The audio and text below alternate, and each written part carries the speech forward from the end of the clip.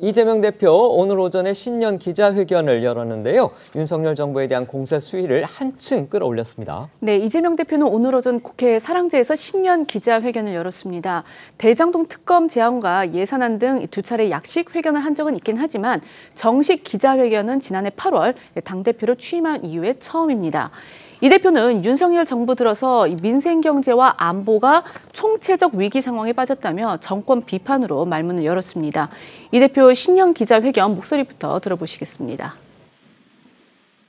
새해가 밝았지만 희망을 말하기에는 국민의 삶이 너무나 팍팍합니다. 특히 안보 무능을 감추기 위한 대통령의 위험천만한 말폭탄으로 국민 불안과 시장 혼란이 증폭됐습니다. 정말 이러다 무슨 일 나는 것 아닌가 하는 불안이 국민들 사이에 생겨나고 있습니다. 어려운 경제 상황에 안보 참사까지 더해지면서 코리아 리스크가 전면화되고 있습니다. 국민의 삶이 생사의 기로에 놓였습니다.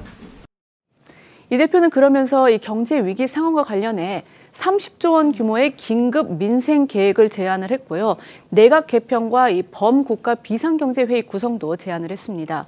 또 지난해 9월 국회 교섭단체 연설에서 제시했던 개념이기도 한데 국가가 구성원들의 기본적인 삶을 책임지는 이른바 기본사회 전환 구성과 대통령 4년 중임제 등 또 개헌론을 다시 꺼내 들었습니다. 오늘 회견은 이 대표가 검찰에 출석해서 조사를 받은 지 이제 이틀 만에 이루어졌습니다. 따라서 검찰 수사에 대해서도 이제 어떤 메시지를 내놓을 거다. 그렇게 또 예상이 됐었죠. 네, 이 대표는 윤석열 정부가 말로만 협치를 내세우면서 권력기관을 동원한 야당 파괴, 정적 죽이기에만 골몰해왔다면서 애둘러 검찰 수사를 비판했습니다. 그러면서 윤 대통령이 집권 이후 8개월 넘도록 야당 대표와 대화하지 않은 유일한 정부라는 지탄을 받고 있다면서 자신은 여러 차례 대통령과의 회담을 제안했고 그 제안은 지금도 유효하다고 강조하고 나섰습니다. 자신을 향한 검찰 수사에 대한 비판은 질의응답 시간에 좀 더 구체적으로 나왔는데요. 이 대표는 사법 리스크가 아니라 검찰 리스크라고 말을 해달라며 자신을 향한 검찰 수사가 부당하다고 다시 한번 강조를 했습니다. 이 대표는 그동안 이제 자신이 사법 리스크에 휘말리고 있고 또 최측근들이 잇따라서 구속된 사태에 대해서 뚜렷한 사과라든지 그다음에 유감 표명을 하지 않아 왔습니다. 이 대표 오늘도 이제 관련한 질문을 받았는데 또다시 즉답을 회피했다고 하죠. 맞습니다. 이 대표는 자신의 최측근인 정진상 전 민주당 대표실 정무조정실장과 김용 전 민주연구원 부원장 구속에 대해서 유감 표명을 할 생각이 있냐는 질문에 즉답을 피했습니다. 또 향후 검찰이 구속영장을 청구하게 되면 1월 임시국회가 개막한 상황에서 이 대표 자신에게도 불체포 특권이 적용될 수 있는데 과거 불체포 특권을 없애야 한다고 주장을 했던 만큼 자신에 대한 불체포 특권을 내려놓을 생각이 있냐는 질문도 나왔거든요. 네, 이 대표는 적법한 권한 행사라면 당연히 수용을 하겠지만 경찰복을 입고 강도 행각을 벌이고 있다면 상황이 다르다고 주장을 했습니다. 한번 들어보시죠. 가급적이면 사법 리스크가 아니라 검찰 리스크라고 말씀해 주시기를 부탁드립니다. 잘못한 일이 없기 때문에 조사에 임했지만 검찰의 이러한 요구들은 매우 부당하고 옳지 않은 처사다라는 지적을 다시 한번 드립니다. 불체포 특권과 관련해서 말씀하셨던 대로 내려놓으실 뜻이 있으신지요? 정당한 그리고 적법한 권한 행사에 대해서는 우리가 당연히 수용을 해야 되겠지요. 경찰이 적법하게 권한을 행사한다면 당연히 수용하겠지만 경찰복을 입고 강도 행각을 벌이고 있다면 과연 어떻게 판단할지 이런 것은 또 상황이 다르기 때문에 판단은 다를 수 있다고 생각합니다. 민주화 이후에 이 검찰이 수사권, 기소권을 이런 식으로 남용한 사례가 없습니다. 오늘 이재명 대표 회견에서 이 대표 자신이 가장 중점을 뒀다고 그럴까요? 그거 야당 내에서는 어떻게 평가하고 있습니까?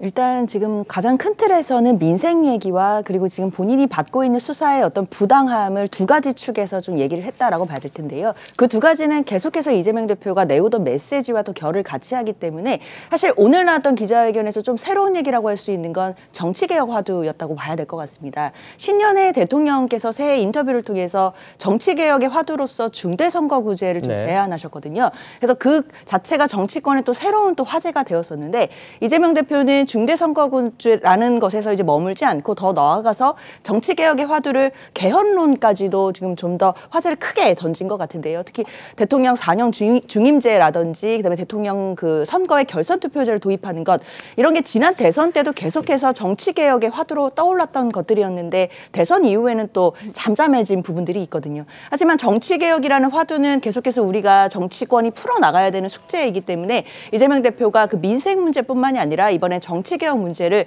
그 대통령이 제안한 것을 조금 더 넘어서 큰 화두를 던짐으로써 본인이 좀 야당 당수로서의 좀 어떤 그런 그 모습들을 좀 선명하게 보여주고 있었다라고 평가를 해야 될 것 같고요. 그다음에 앞서 나왔던 그런 검찰 수사에 대한 부당함은 뭐 계속해서 지금 비판하고 있으니까요. 그 부분에 대해서는 현재 정권과 각을 세우면서도 또 협치할 부분이 있으면 얼마든지 만날 의사가 있다라는 것을 재확인하면서 민생이 되었던 정치개혁이 되었던 그 부분은 함께할 부분이 있으면 함께하자라는 또 메시지도 던졌다라고 평가하겠습니다. 저희가 이제 흔히 좀 시쳇말로 받고 하나 더 얹어 뭐 이런 표현이 있는데 오늘 들어보니까 받는 건 하나도 없고 다 얹는 것만 있다는 그런 인상도 받았습니다.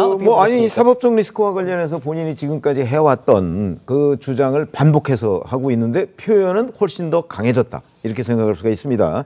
물론 이재명 대표를 지지하는 국민들도 뭐 상당히 많이 있겠죠. 그러나 지금 이재명 대표가 주장했던 저런 뭐 마치 뭐 경찰이 경찰복을 입고 강도짓을 한다. 지금 수사가 그런 국면인가요?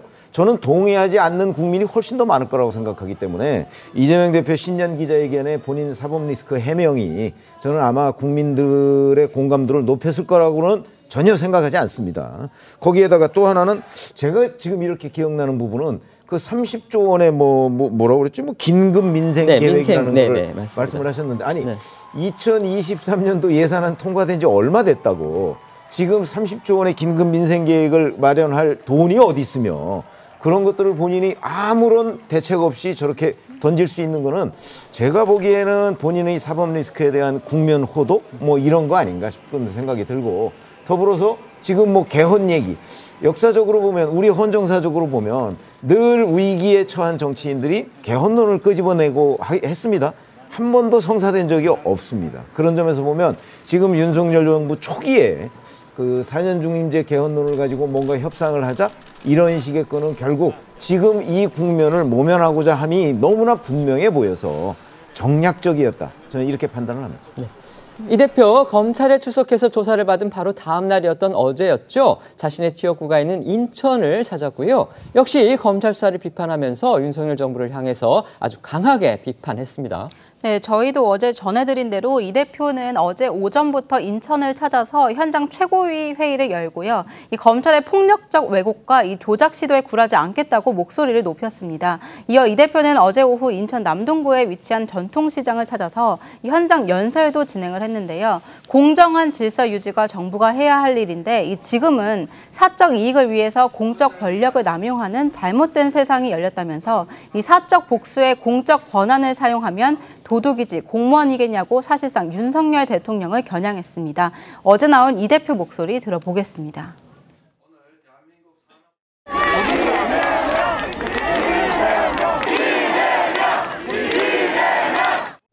우리가 왕을 뽑았습니까? 모습을 뽑았지요. 일꾼을 뽑았지요. 사적 복수의 공적 권한을 사용하면 이게 도둑이지 공무원입니까 여러분? 민주주의의 파괴를 그냥 눈 뜨고 지켜보시겠습니까 여러분? 여러분 부탁드리겠습니다. 이재명을 지켜주고 싶으시지요? 이재명을 지키는 게 여러분을 지키는 방법일 수도 있긴 합니다. 네, 이처럼 이 대표는 검찰 소환 조사가 끝나자마자 자신의 지역구가 있는 인천을 찾아서 현장 행보를 강화하고 오늘 신년 기자회견을 열면서 본격적으로 여론전에 나섰다는 분석이 나오고 있습니다.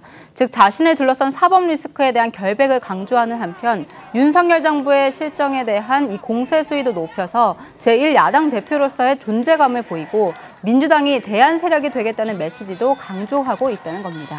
하지만 앞서 이재명 대표의 검찰 출석 현장에서도 나타났듯이 이 대표의 이 사법 리스크에 대해서 이 대표의 결백을 지지하는 쪽과 이 대표가 구속되어야 한다는 쪽으로 여론이 양분되면서 갈등이 격화되는 분위기입니다. 어제 이 대표가 방문한 인천 한 전통시장에서도요, 그 시민들 사이에 약간의 충돌이 있었다고 합니다. 네, 어제 그 전통시장에서 열린 이 대표의 현장 연설에는요, 약 300여 명에 가까운 인파가 몰렸습니다. 지지자로 보이는 시민들은 연신 이재명을 외치면서 이 대표에게 악수를 청하고 또 함께 사진을 찍기도 했습니다. 일부 지지자들은요, 우리가 이재명이다, 우리가 지킨다 등의 글귀가 적힌 손팻말을 들었습니다. 반면에 일부 시민들은 그 좁은 길에 인파가 몰리면서 길이 막혀 갈 수 없다며 저녁 시간에 무엇을 하는 것이냐 불평을 쏟아내기도 했습니다. 그 과정에서 양측 사이에 시비가 붙기도 했다고 하는데요. 또 지지자가 아닌 이 시민들은요, 이 대표의 연설 도중 욕설과 비난을 쏟아냈고 감옥이나 가라 이런 식으로 외치는 사람도 있었다고 합니다. 연설이 끝난 뒤에 이동 중인 이 대표 측을 향해서 또 한 여성이요, 소금을 뿌리려다 경찰에 의해 분리 조치되는 그런 소동도 벌어졌는데요. 그 상황을 지켜봤다는 한 시민은 분명 소금 뿌리는 것을 봤다, 박찬대 최고위원이 얼굴에 맞아서 터는 것을 봤다 이렇게 주장을 하기도 했습니다. 이 대표의 사법 리스크를 둘러싼 갈등, 이제 민주당 내에서도 아직 수그러들지 않고 있는데요. 이 대표 어제는 이런 집안 싸움을 경계해야 한다, 이런 취지의 발언을 직접 하기도 했습니다. 맞습니다. 이 대표는 전통시장 방문 후에 인천 계양구 한 호텔에서 국민보고회를 열었습니다. 이 자리에서도 역시 국민이 맡긴 권한을 오로지 국민의 이익과 국가 발전에만 써야 하지만 실상은 어떠냐며 또 윤석열 정부의 날을 세웠습니다. 또 우리는 내부적으로 힘을 합쳐서 싸워야 하고 이겨야 한다면서 단일 대우 대응을 강조했고요. 작은 차이 때문에 서로 공격하거나 수박이라는 소리는 하지 말아야 한다, 이런 말을 했습니다. 이 대표의 강성 지지층이 푸른 껍질과 빨간 소갈맹이로 겉과 속이 다른 수박에 빗대어 비명계나 친문계를 비난하는 것을 지적을 하면서 당내 갈등을 키워서는 안 된다는 취지의 호소를 한 것으로 보이는데요. 이 대표의 목소리 한번 들어보시죠. 그러나 이제 더 이상 참을 수 없습니다. 인내의 임계점을 넘었으니 싸워야 하지 않겠습니까, 여러분? 우리가 다시 엄혹한 환경을 맞이했기 때문에 싸워야 될 상대가 너무 크고 강하기 때문에 지금부터라도 우리 안에 작은 차이들을 서로 조금은 용인하고 같은 점 지향하는 바가 같다면, 같은 점이 좀이라도 더 있다면 힘을 합쳐서 함께 싸워 나갑시다, 여러분. 네, 하지만 이런 이 대표의 호소와는 달리요, 민주당 내에서는 이 대표의 검찰 출석 현장에 동행을 했는지 하지 않았는지를 놓고 갈등이 일고 있는 분위기입니다. 그렇습니다. 이 대표의 강성 지지자들이요, 이 대표가 검찰에 출두할 때 이제 모습을 보이지 않은 그 의원들을 겨냥해서 이른바 좌표 찍기 공격에 나섰다는 거죠.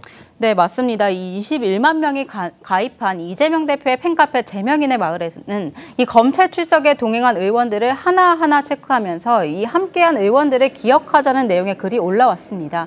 이 검찰 동행 출석부라는 것도 등장을 했는데요. 반면 동행하지 않은 의원들을 상대로는 당에서 내쫓아야 한다, 뒤통수를 쳤다는 강한 비난 글들도 여러 올라왔습니다. 특히 이 대표의 원조 측근 그룹으로 꼽히는 7인회에는 이 친명계 좌장으로 꼽히는 정성호 의원과 지난 대선에서 총무본부장을 지낸 이 김영진 의원을 포함해서 4명이 동행하지 않았는데, 이 강성 지지자들은 이들을 배신자로 낙인 찍었습니다. 관련해 한 불참 의원은요, 저희 TV조선에 갈 필요성을 느끼지 못했다, 이 대표 수사는 당과 분리해서 대응해야 한다는 입장을 밝혔고, 또 다른 불참한 의원은요, 이 대표와 의견이 맞지 않는 부분이 있고 예전 같은 관계가 아니라고 설명을 하기도 했습니다. 이런 연장선상에서 결국 이제 이 대표의 사법 리스크를 둘러싸고서 결국 7인회 안에서까지 균열이 생긴 거 아니냐, 지금 이런 의심도 하고 있습니다. 네, 그런데 이 노코뉴스 보도에 따르면은 7인회 소속 인사들은요, 우리는 원래 쓴소리하는 사이다, 여전히 서로 믿고 도와주는 관계다, 이렇게 입장을 밝히면서 이른바 그 균열설에 대해서 일축했다고 합니다. 특히 7인의 좌장격인 정성호 의원은요, 어제 한 라디오 인터뷰에서 자신이 이 대표의 검찰 출석 현장에 동행하지는 않았지만 이 대표는 이심전심으로 내 마음을 알고 있을 것이라면서 이 대표를 끝까지 응원할 사람은 바로 자신이라고 강조를 하기도 했습니다. 또 7인의 소속 김남국 의원 역시 이 대표 검찰 출석 당일 한 라디오 인터뷰를 통해서 일각에서 제기되고 있는 이 분열이나 갈등은 전혀 없다고 주장을 하며 야당 탄압 목적의 검찰 수사에 민주당이 오히려 똘똘 뭉치고 있다, 이렇게 주장을 했는데요. 김남국 의원과 정성호 의원 목소리 이어서 들어보시겠습니다. 먼지 나올 때까지 털고 먼지가 안 나오면 아예 먼지를 묻혀서라도 사건을 만들어내는 그런 수사를 하고 있기 때문에 이럴 때는 저희가 함께 단일 대우로 같이 도와주고 뭉쳐주는 것이 바람직하지 않냐 이렇게 보고 있습니다. 일각에서 말하는 어떤 분열의 조짐이라든지 아니면은 갈등이라든지 이런 것은 없다라고 말씀을 드리고 싶고요. 오히려 지금 정적 주기 수사 그리고 또 전 정부에 대한 여러 가지 정책을 뒤집고 지우는 그런 것을 넘어서서 수사로까지 나아가는 것에 대해서 저희 야당으로서 단단하게 똘똘 뭉치고 있다 말씀드리고 싶습니다. 저는 제가 안 가도 또 이재명 대표가 또 이심전심으로 제 마음을 잘 알고 있습니다. 준열이냐 정성호 저한테 어떤 분이 손절하는 거 아니냐 그랬는데 제가 그랬습니다. 이재명 대표를 끝까지 옹호하고 응원할 사람은 정성호일 거다. 네, 하지만 비명계의 입장은 다릅니다. 비명계에서는요, 이 대표의 검찰 출석 현장에 당 지도부와 이 친명계 의원 등이 총출동한 것은 부적절하다는 비판이 계속해서 나오고 있습니다. 조홍천 의원은 오늘 오전 라디오 인터뷰에서 이 대표가 검찰 출석에 민주당 의원들과 함께하면서 세를 과시한 게 과연 당당한 모습이었냐 이렇게 꼬집었는데요. 조 의원의 목소리도 들어보시죠. 단일 대우, 총력 대응 이런 식으로 계속 대처를 하고 올인한 결과 당이 뭐를 해도 모든 활동이 방탄 프레임에 딱 갇혔습니다. 그래서 꼼짝달싹을 못 하잖아요. 사실 이 대표 출석 스케줄을 발표할 때 10시 반에 나간다라고 시각을 딱 특정했을 때 저는 아이고야 그러면 이거는 포트라인에 쓰는 거네. 10시 반이라는 건 기자들한테 알려주는 거 아닙니까? 그러면 거기에 변호인하고 딸랑 둘이 나갈까? 그건 아닐 것이다. 그러면 우르르 나갈 것이다. 그리고 성명 같은 걸 발표할 것이다. 그러면 이거 세과시 같은 게 될 것이고 할 것인데 아무도 나오지 말라고 진짜 얘기를 했으면 극구 얘기했으면 그거 낫겠습니까?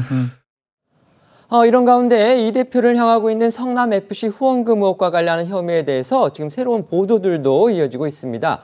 어제 저희도 전해드렸는데요. 검찰이 조사 과정에서 이제 이 대표에게 성남시 요구안이 정리된 네이버의 내부 문건을 내밀면서 이 조사 분위기가 달라졌다. 이런 보도가 나왔었죠. 여기에 이어서 그 해당 문건에 이 대표가 개입됐을 가능성이 보이는 문구가 적시되어 있었다. 지금 이런 후속 보도가 또 나왔습니다. 네, 앞서 검찰이 이 대표의 조사 과정에서 네이버 측이 정진상 당시 성남시 정책비서관을 접촉한 결과에 따라 성남시 요구안을 정리한 내부 문건을 이 대표에게 제시하자 이 대표가 깜짝 놀라면서 나는 몰랐다. 정진상이 한 것이냐 이렇게 되물었다는 소식이 저희가 전해드린 바 있습니다. JTBC는 해당 문건에 성남FC를 후원하면 문제가 될 수 있다는 네이버 측의 우려에 대해 정진상 전 실장이 그런 걱정을 시장님도 알고 있다고 말하면서 기부단체를 통해 지원하는 방안을 제안했다는 내용이 적시되어 있는 것으로 파악됐다고 보도했습니다. 또 성남시 내부회의에서 시장께 보고드리고 회신한다고 한다는 네이버 직원의 보고 이메일도 나온 것으로 파악이 됐다고 합니다.